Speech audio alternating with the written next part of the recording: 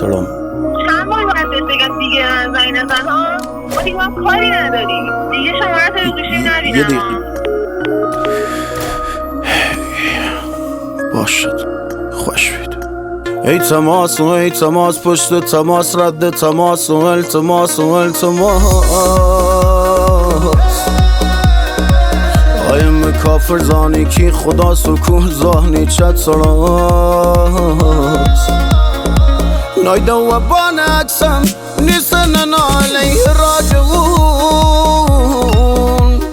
کاری کم اسممان وای و جای لیلی و مجنون. الو الو ریچت تماس سیلم ره دیده بینیدم و خدا و شد کیده. شما صد گله یتیم نفرینم کرده نه